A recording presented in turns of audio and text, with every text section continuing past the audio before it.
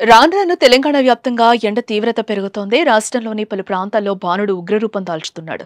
Record స్థాయి ఉష్ణోగ్రతలు నమోదవుతున్నాయి. ఎండ తీవ్రత తట్టుకోలేక నిన్నొక్కరోజే వడదెబ్బతో రాష్ట్ర వ్యాప్తంగా 9 మంది ప్రాణాలు కోల్పోయినట్లు తెలుస్తోంది. అయితే మే నెల దగ్గర పడుతున్న నేపథ్యంలో ఎండ తీవ్రత మరింత ఎక్కువగా ఉండే అవకాశం ఉందని, జాగ్రత్తగా ఉండాలని వాతావరణ శాఖ అధికారులు సూచిస్తున్నారు.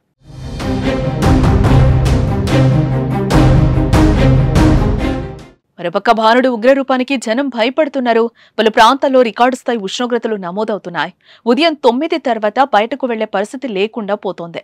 10 గంటలకే రాష్ట్రంలోని ప్రధాన రహదారులు నిర్మానుష్యంగా మారుతున్నాయి. మధ్యాహ్నం వేళల్లో అయితే నిప్పుల కుంపడిగా మారుతోంది.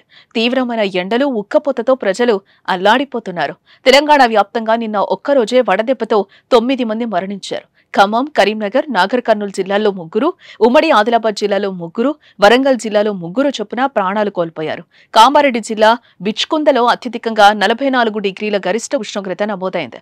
నేటి నుంచి వచ్చే 3 రోజులు గరిష్ట ఉష్ణోగ్రతలు నమోదవుతాయని హైదరాబాద్ వాతావరణ శాఖ అధికారులు హెచ్చరిస్తున్నారు. ముఖ్యంగా ఉత్తర తెలంగాణ జిల్లాలోని కొన్ని ప్రాంతాల్లో గరిష్ట ఉష్ణోగ్రతలు 45 డిగ్రీలను టచ్ చేస్తుందని అంటున్నారు. మిగతా జిల్లాల్లోనూ చాలా ప్రాంతాల్లో 42 నుంచి 44 డిగ్రీల సెల్సియస్ ఉష్ణోగ్రతలు నమోదయ్యే ఛాన్స్ ఉందని పేర్కొంటున్నారు. హైదరాబాద్ నగరంలో 41 నుంచి 42 డిగ్రీల ఉష్ణోగ్రత నమోదు కావచ్చునని హెచ్చరిస్తున్నారు. మధ్యాహ్నం పూట అవసరమైతే తప్ప బయటకు వెళ్లొద్దని, తరచూ నీళ్లు తాగుతూ ఉండాలని నిపుణులు సూచించారు.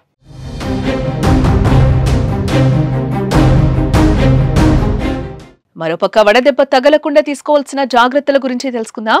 నీరు ఎక్కువగా తాగాలి. మజ్జిగ, కొబ్బరి నీరు, నిమ్మరసం వంటి వాటిని తీసుకోవాలి. ఇక ఎండల్లో టైట్ గా ఉండే దుస్తులకు వదులుగా ఉండే దుస్తులు ధరిస్తే మంచిది. అయితే ఎండలు ఎక్కువగా ఉన్న తరుణంలో బయటకు వెళ్లకపోవడమే ఉత్తమం. కానీ అత్యవసరం అయితే బయటకు వెళ్లేటప్పుడు గొడుగు, టోపీ వంటివి ఉపయోగించాలి. ఆల్కహాల్, కెఫీన్ కలిగిన పానీయాలకు దూరంగా ఉండాలి. ఇవి శరీరాన్ని డీహైడ్రేట్ చేస్తాయి. మసాలా ఫుడ్స్ కాకుండా తేలికపాటి ఆహారం తీసుకోవాలి.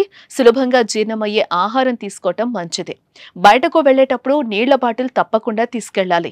పిల్లలు, వృద్ధులు, దీర్ఘకాలిక వ్యాధులు ఉన్నవారు మరింత జాగ్రత్తగా ఉండాలి.